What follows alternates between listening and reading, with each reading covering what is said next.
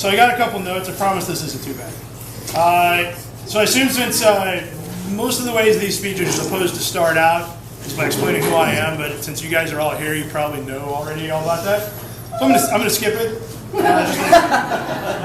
But however, here's the most important thing to know about me is that I am not a politician. Thank God. And this is not about politics. This is about trying something completely new. I am, however, an entrepreneur and a technologist.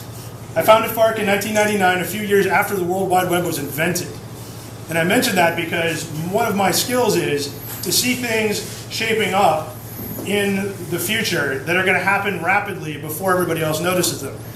Now in Silicon Valley, they call this a disruptive event. It's a disruptive technology. And basically it's what happens when you have a technology like, for example, Uber disrupting taxis, when you have Amazon disrupting retail sales. These things occur on a regular basis. And sitting where I sit in the media ecosphere, I realized pretty early on last year that there may be something like this already happening in politics. And that's sort of my guilty secret is that I'm not necessarily leading the charge. I think I'm catching the wave. And the wave is this. In the last couple of years, we've seen things happen in politics that we have not seen happen before. We have seen independent candidates in Rhode Island grab 22% of the gubernatorial vote for $35, just because everybody wanted somebody else to run. And that's not the only place it's happened either. You had Tim Wu, who is a Columbia journalism professor, or maybe he was a legal guy, whatever, look it up. You guys have Google, figure it out. Who basically ran to do sort of similar to what I was doing. You know, let's try something different in politics. And he managed to nab 40% of the lieutenant governor's vote in New York on a budget of $300,000 with relatively no media coverage. And he still managed to do it. But the thing that really put me over the edge was what happened with the net neutrality vote recently, where 1 million people called the FCC, emailed, called, wrote in, and said, hey, we want net neutrality. Now, whether or not you know what net neutrality is doesn't matter. The greater point was this. That was not politics. That was not a political movement. There were no TV commercials run for it. It was literally, hey, my friends, net neutrality is really important. Please call the FCC. And their friends going, okay. That was all it took. Recently, a counterbill was introduced to sort of, to work against this in Congress. And I posted a note saying, everybody needs to get up and call their congressman and tell them to stop it.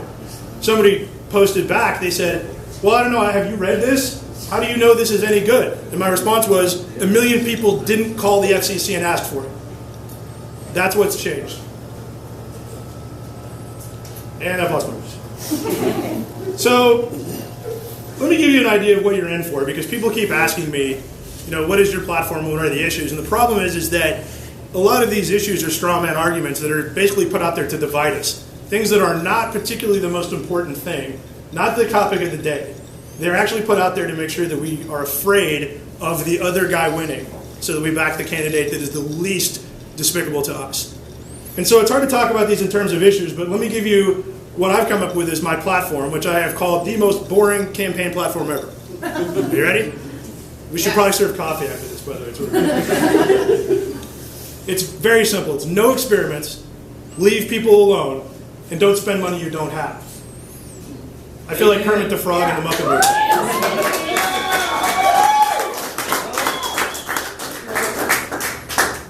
Politics needs to be disrupted, but government doesn't. Government needs to be fixed. The problem with government as we currently have it is that there's no way to actually get any good laws passed, provided that somebody has an interest and a lot of money on the other side. I did a thought experiment that I'll be putting online later on one of the issues, right to work, because people wanted to know what I thought about it. So I decided to do some research and figure out, well, okay, so what does the research say? Is it a good thing to have it, or is it not a good thing to have it?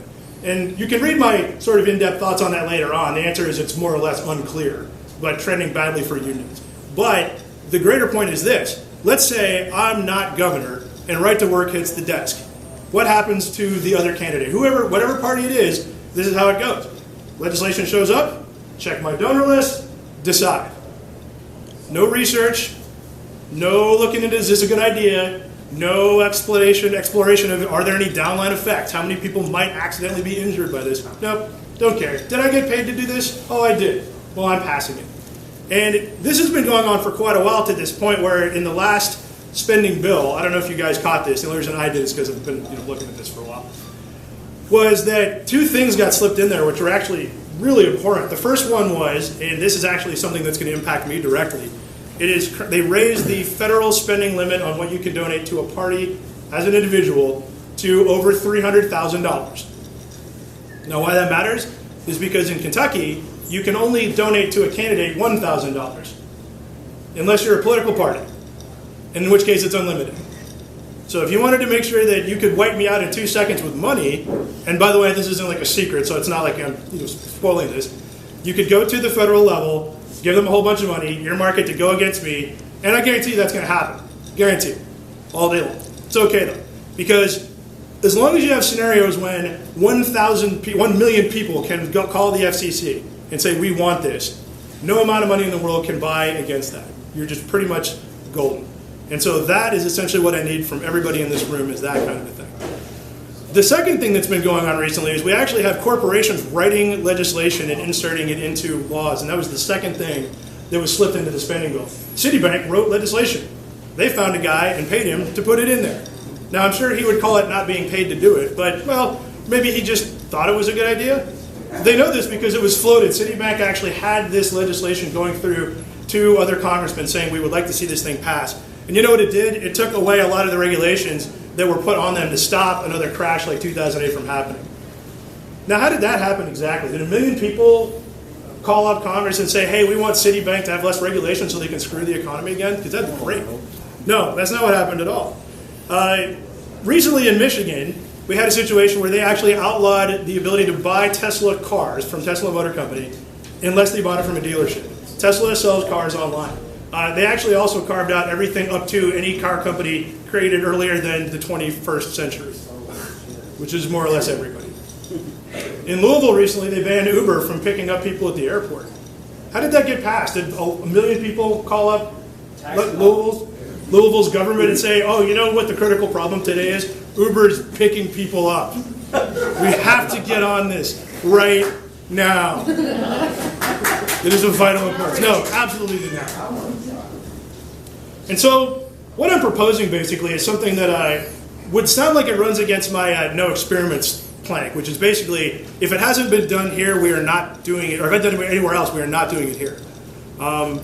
We need proof of concept. Kentucky does not have to be the first to do experimental legislation that we don't know the impact of. But we can copy other states all day long. And so that's one of my rules. I might think something's a good idea, but if it's never been done, we're not doing it.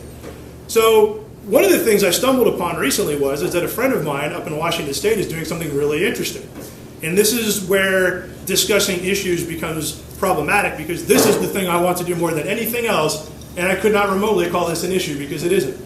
And it's basically this. I call it the broken windows theory for government. You guys all familiar with the broken windows theory?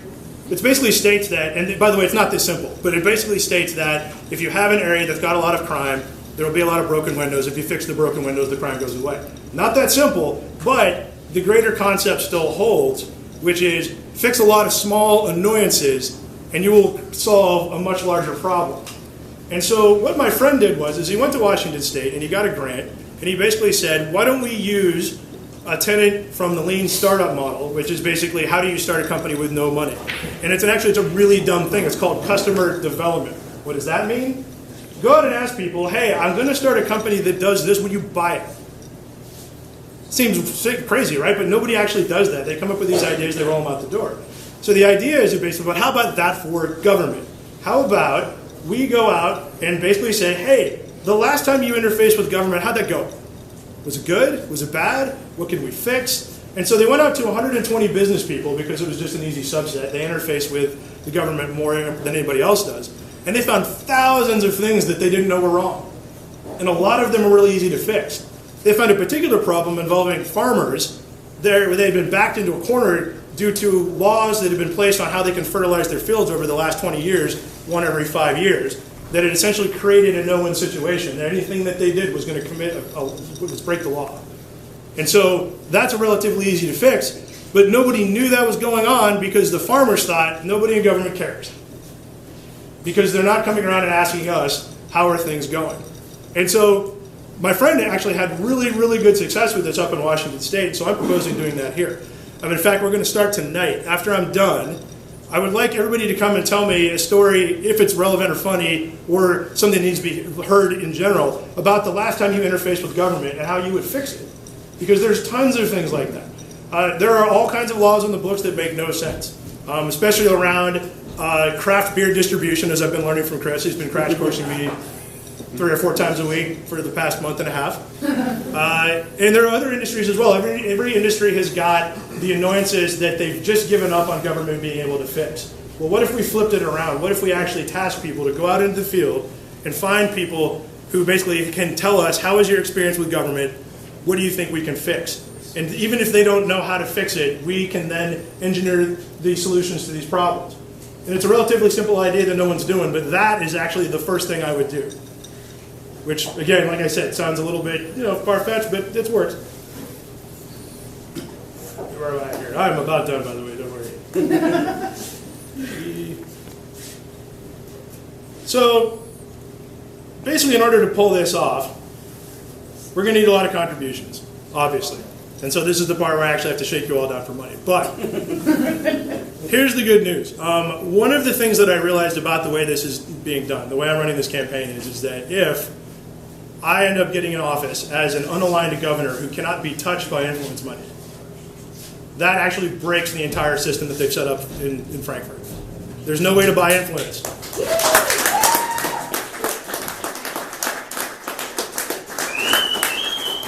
If they can't buy me, they can't buy any law anywhere in the state for the next 4 years. And that means that at that point, the only thing that passes any law is prove it works. And preferably find me somewhere else that it did. Otherwise, you're wasting your time. That is what I'm trying to bring to us. So, in order to do this, though, I've got a huge problem because, as you've just heard, I have torched every chance of getting any dollar out of any corporation. That ain't going to happen. And it turns out that most political contributions come from corporations looking to buy influence, usually. But in this particular case, the only thing that's going to carry me through the day is essentially whether or not you all collectively here and then watching the recorded version of this believe that there's any merit to this. And the only way to get this to go through is I need the support. If you want to see an interesting version of this, go look at Larry Lessig's TED Talk online where he talks about basically the problem with influence money in politics. And he points out something really interesting. If every person who voted gave $5 to the candidate they were voting for, that would be, in the aggregate, so much larger than all of the influence money in the system that politicians wouldn't even look at the influence money at all. We would end up with a situation like what happened at the FCC. 1 million people called up, and it doesn't matter how much money is on the other side, it's done. And so in order to get there, I need your all help to do that. And I need your voices. Every single one of you in this room has at least a couple dozen people who pay attention to everything you guys do in social media. You guys are thought leaders for somebody. I need you to tell all of them about this and tell them why they should care. And then if they decide that or not, we're not trying to convince them. This is literally just lay it out there. Here it is. Why don't we try something new? Thank you.